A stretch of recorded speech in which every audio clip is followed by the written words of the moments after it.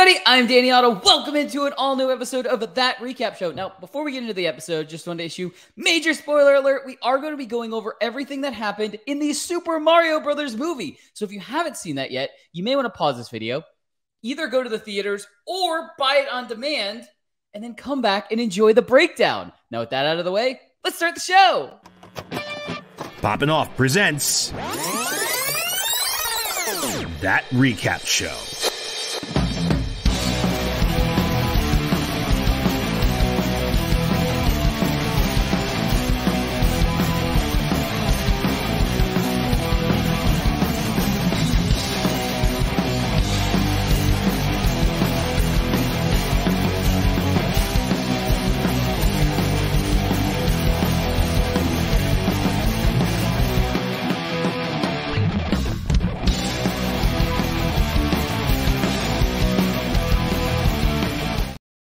All right, joining with me to break down everything from the Super Mario Brothers movie, it's Jon Jon Rico. Wahoo! Let's go. Yeah. How many different Mario quotes can we do throughout the entire recap video?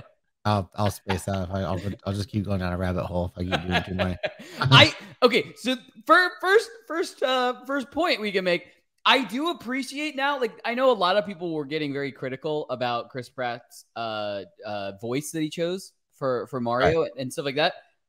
But I didn't miss it. And we still got some of like the key Mario expressions and catchphrases and stuff like that.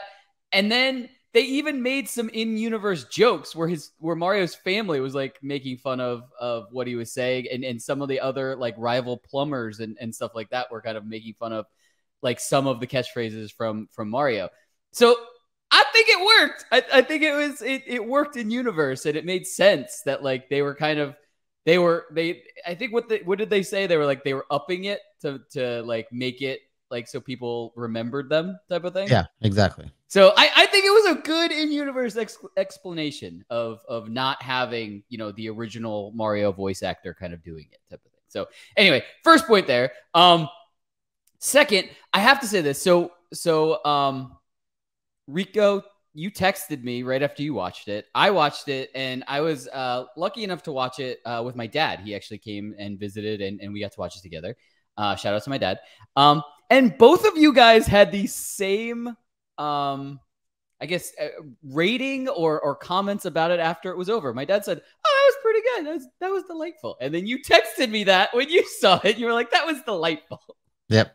So that's the review by both you and my dad. It's a delightful movie. But one thing I did really enjoy about this, it's nostalgia overload. Basically, there were so many Easter eggs and so many things that linked to generations of Mario fans in general. Because, I mean, there was stuff all the way back from the like original Mario game, and from even the like Mario and Donkey Kong game that was like an arcade game and stuff like that. So many Easter eggs in here that I think so many different generations could appreciate this. Because, I mean, you had like the newer stuff from our newer, like the Switch Mario, like Odyssey. Odyssey and Luigi's Mansion and Mario Kart like 8 Deluxe and stuff like that. Like the newer generations like are kind of connected to. And then you had stuff, you know, from, you know, N64 era, and you had stuff, the Princess Peach's castle is right out of Mario 64. Oh yeah.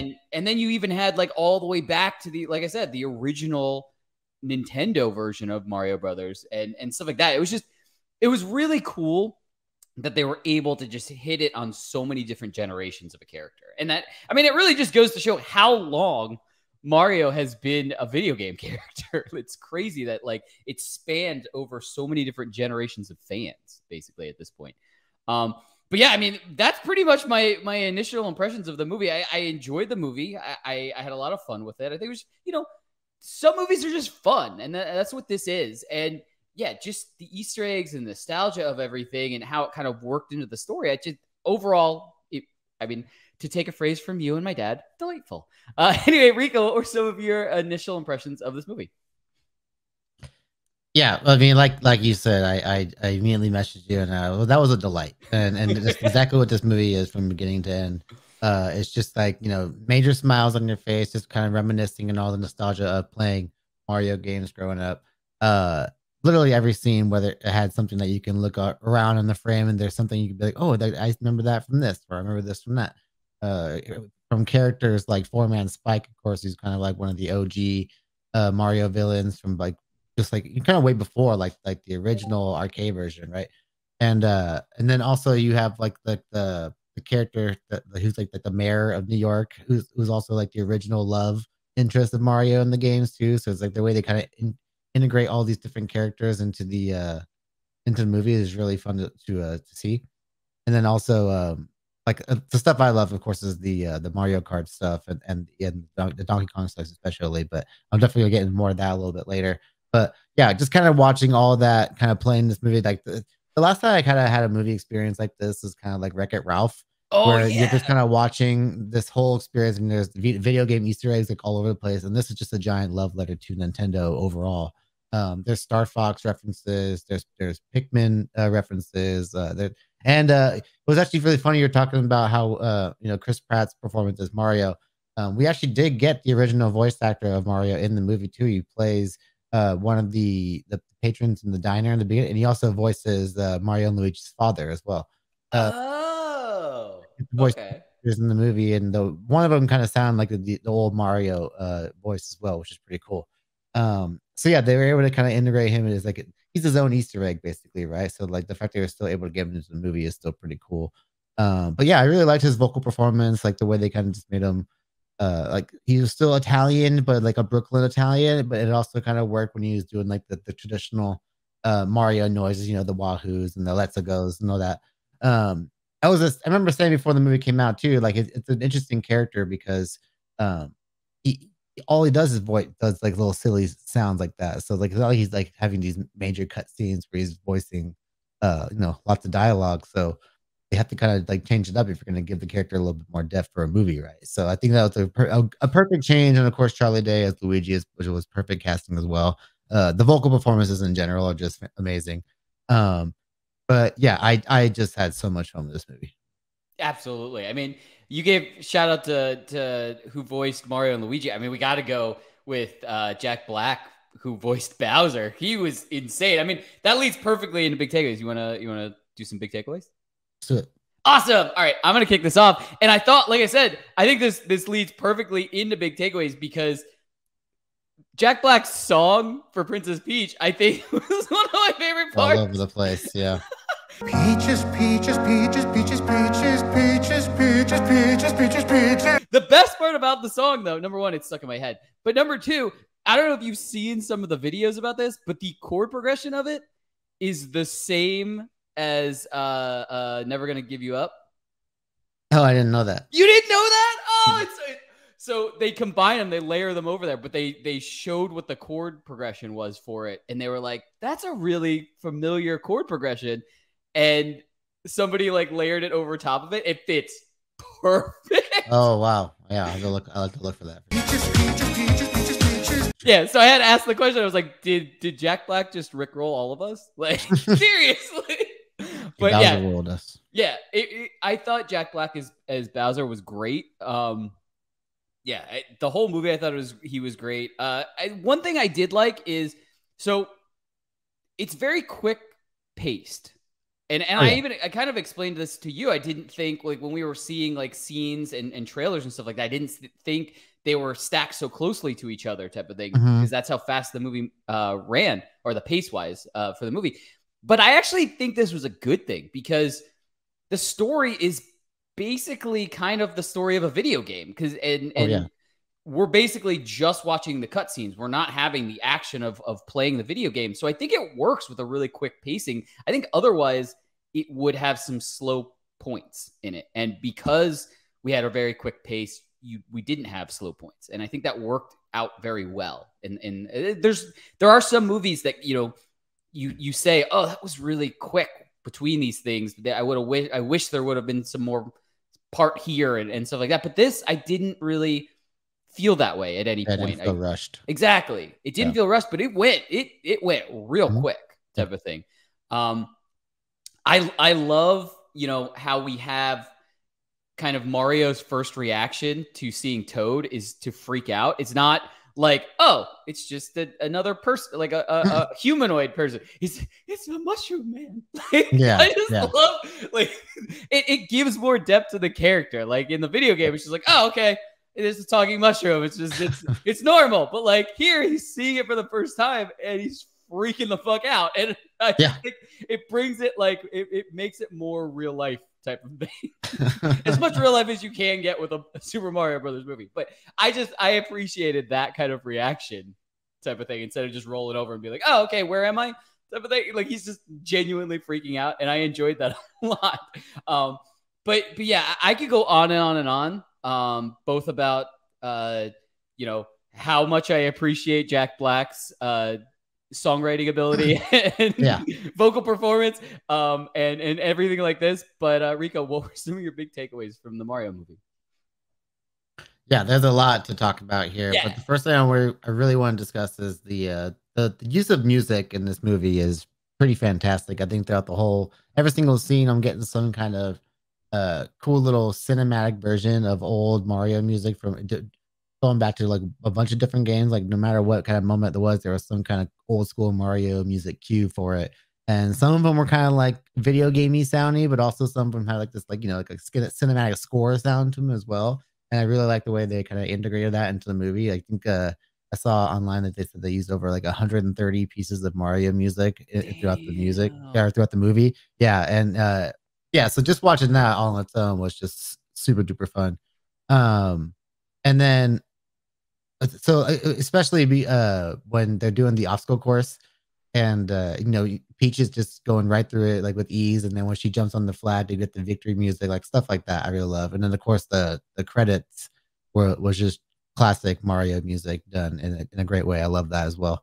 But the Donkey Kong rap was amazing. I think like everyone got their own rap. Of course, Mario and Luigi have their whole thing in the beginning of the movie. And then of course the Donkey Kong rap is hilariously like it's so bad it's good. And that's what's so funny about it. And of course Seth Rogen as Donkey Kong is just too perfectly cast in my opinion. And shout out to Diddy Kong, who had a nice little cameo in there as well. I freaked out a little bit when I saw Diddy. I was like, yeah, Diddy's there too, because I was like, I don't know if that's what they're gonna say, like he's gonna become part of the crew later on. But I was like, no, yeah, you got like all the characters in there from the Donkey Kong games as well. But they have this awesome. It's basically the Super Smash Brothers sequence of the movie where Donkey Kong and Mario go at it. And I love that the use of a lot of the different like Super Smash Brothers moves that they use. They like Donkey Kong does like his drop kick and stuff like that. And I think he also does like a little spin jumping up and he does a bunch of cool little stuff. But I really like the way they integrate that. And of course, his giant uppercut and all that. So yeah, seeing the kind of like the way they do these nods to all the different games within the Nintendo universe and how you can kind of integrate them into movie scenes was like super fun throughout this. Of course, we talk about the Mario Kart sequence as well and how they integrate that through Rainbow Road and how we were able to use so many different mechanics from the game as well as from the old school Mario Kart as well as the new one with the you know, the customization of the card, like when they were all able to kind of change up their own cards and stuff like that. I'm like, oh, that's pretty cool. Like if you play the game, that's like a really cool little a little nugget there for you. And then of course the use of the shells, the blue shell moment to me was really funny. And yeah, like just little moments like that will make this such like a fun ride through and through, because you're just sitting there getting to kind of have this like, yeah, it's just a big cake of nostalgia, right? You're just scooping up nostalgia cake and eating it the entire time. So yeah, I love this. It was really fun. Not only that, during the Rainbow Road sequence, we have like, you know, the secret passage where you jump from one to the other. To win. Like we have that. Everything is in here. It's perfect. Yeah. I just imagine like this movie had full of moments where it's that Leonardo DiCaprio meme where it's like pointing at the TV. It's just that being like, it's from the game. That's from the game. That's from the game. Like that's all I kept doing throughout the whole movie. We should do a watch along with it and just like have everyone point out what game it's from and what, like, it would be fun. It would be fun to do that. It would be a lot of pausing. Yeah. Comment below if you would join a watch along with us to kind of dissect the Mario Brothers movie and just kind of try to figure out every little Easter egg and where it's from and what game it's from and stuff like that. I think it would be fun. It would definitely make the movie longer. Oh, yes. Yes. But anyway, do you want to get to some predictions? Let's do it. Awesome. All right. So why don't you kick off prediction? Yeah. Okay. So we've had like a pretty good run of video game movies. I feel like lately, you know, the Sonic movies were kind of like the first indicator that like if you just stick to what the character is known for, you can just make a fun movie based on that. And then of course, the Illumination making this movie like just look like a Mario game because like the character animations are not like changed up for the sake of being a movie. They just look like the characters that we know and love. It makes me really excited to see how they might handle other Nintendo franchises in the future. Of course, I would love to see a Star Fox movie. I would love to see like a Zelda movie or even like series. If they want to do series of this kind of stuff too, I would love to see that as well. We got Metroid, of course, is a big one that I think people would really love to see. But yeah, I would love to see that. I wonder if they're going to try and integrate them into like one big world, or just again, if you just have them all on their own and have their own little franchises where they tell their own stories, that'd be pretty freaking cool. And then of course the movie itself presents a lot of things to look forward to in the future as well. Of course, we got teases of Yoshi, both as in their adventures on the movie. We got to see that little stampede of all the different colored Yoshis, which I really loved. And then of course the credit scene where we got to see the lone egg, which I'm pretty sure, I thought that egg was from the wedding. It was. That was yeah. And then, but then like the same little area where Mario came out of the pipe. So I'm very excited to see, like, you know, of course that is our Yoshi, the one that becomes Mario's little companion at some point, presumably. And I can't wait to see what kind of role that Yoshi has in a future sequel, of course. Yeah, absolutely. And I mean, just going off of that, I mean, I'm excited to see kind of like the follow-up of what kind of, I guess, bad guy we're going to get next type of thing. And I think it's perfect time for Wario. Like, I think that's an easy enemy to have. And Waluigi. Well, yeah, we gotta bring the duo, like a tag team match. we gotta bring them in too. But yeah, I mean, just like what you were saying, like I would love to get all of these properties, you know, like in their own kind of in their own universes. Mm-hmm. But at the same time, how incredible would it be if 5-8 years down the line we get a Super Smash Brothers cinematic universe? Super Smash Verse. Yeah, it's almost like, I mean, it's almost like Battle World in the MCU. Like, I mean, we just bring them all together. Yeah, I was say, it's the Secret Wars within the Nintendo verse. Yeah, I am all for it. Look, we've got Sonic, we've got Mario and Luigi, we've got Donkey Kong, we've got Diddy Kong, we've got Pikachu from Detective Pikachu. Also, we have Pokemon in general. Yeah. So I mean, we're getting close. We get a confirmation for a Zelda or a Star Fox. We are well on our way to a Super Smash Brothers meetup for everybody. I think that would be insane. But yeah, can't wait for the Splatoon movie. Look, the sky's the limit. I mean, until we get a flop, I think, you know, video game movies are definitely starting to do really well. The adaptations, I mean, not just movies. I mean, we had the Last of Us series that did incredible. I know that was live action, but still, it really just goes to show with good writing in general, you can make these work. Like I know we've had some failed, you know, video game adaptations in the past. Even a Mario Brothers adaptation that, you know, failed. We don't talk about that. But yeah, I mean, it really just goes to show good writing is good writing, and you know, if you can really stay true to the characters that people love from the video games and kind of their universe from the video games, then, you know, you can really pull off a good movie. And I think this is an example of that. And I think it's a perfect example of, you know, being able to connect with fans of different generations. I think there are so many different generations that can enjoy this movie. He's the OG. Yeah. For like every different aspect of it. Like I said, I watched it with my dad. My dad enjoyed it. So I mean, same. Yeah. I think it's a great movie. I definitely recommend it. Rico, you co-sign? Definitely. Absolutely. This is the benefits of taking like a direct approach to adapting a game into a movie or something like that. Not just saying, okay, we're going to take the property and then we're gonna stray off the path that like people love this stuff. Halo, looking at you. We're gonna talk about that. Yeah, you see, we all have our trauma.